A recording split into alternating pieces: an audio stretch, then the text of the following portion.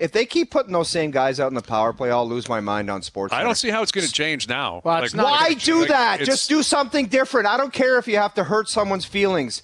If this show was a clown show, do you think J-Mac would say, you three keep doing it, it's a clown show? He wouldn't. I hope not. That 4-minute power play was one of the worst. Dude, they didn't get a shot. I've ever seen. Yeah, it was truly horrendous. It was bad. Night. But you know what, though? But they won. Exactly. Like, I would look at it this way.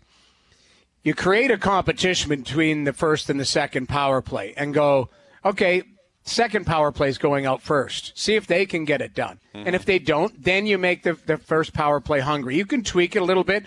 But let's see. Matthews may play tomorrow. That might open up a trigger man. Obviously, it looks different with Austin Matthews there. But you have won the last 2 games. The power play might be the difference tomorrow if you get an opportunity. Now, the penalties have been lean. What was it again last night? Not many. Noodles, I would do one thing. That drew blood. I would do one thing, and you guys might disagree with this, because he's been a part of the units that have been going out there.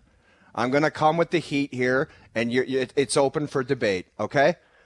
I'm Sheldon Keefe. I sit down with Mitch Marner in my office, and I say, what do you want this to look like? Because you've been the power play master your whole career. Your whole point system has thrived on the power play.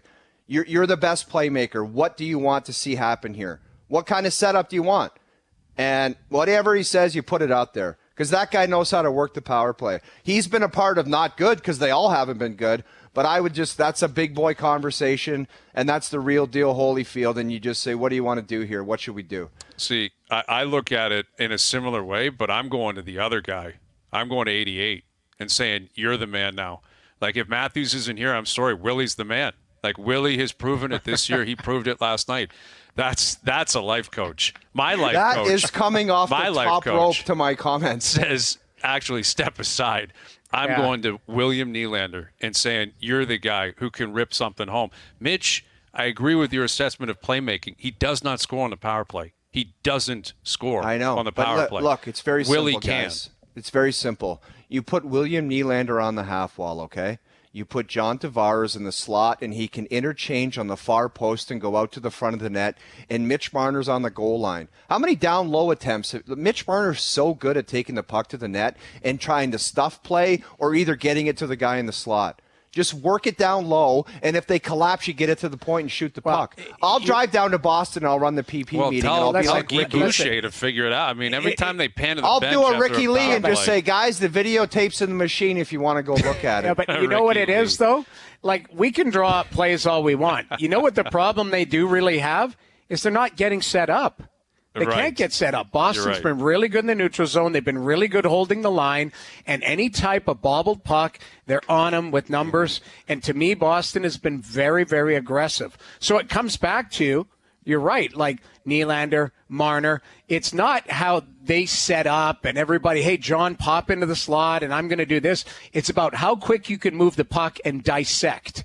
We were talking about the Oilers' power play being so proactive and McDavid, circling the wagons, doing all of that type of stuff. What they need to do, because there's enough skill out there, is use your skill. Take what's given.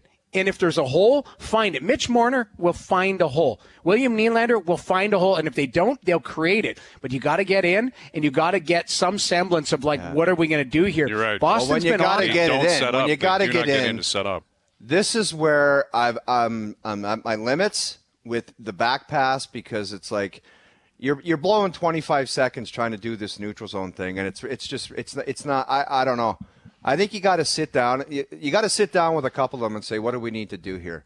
Well, because it's just you can't close it out if they don't get one tomorrow night. I 100% agree. I hate the back pass, but the back pass works on entries. So I asked the coach about a back pass a while ago because it was bothering me. I was the same thing. I'm like, you're 8 feet away from the blue line. Now you're firing it back to your blue line with a guy with speed. And they said basically the entry should be you kick it back and then you overload one side. You 2-on-1 one side that you get in. It's a clean entry.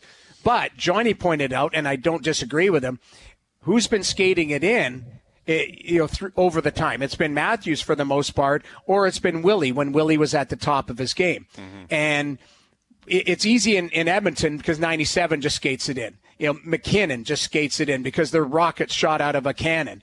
But if you don't have that blow-away speed, you have to do something. I'd much rather just go 5-man, pop it in, either chip to space and recover, whatever.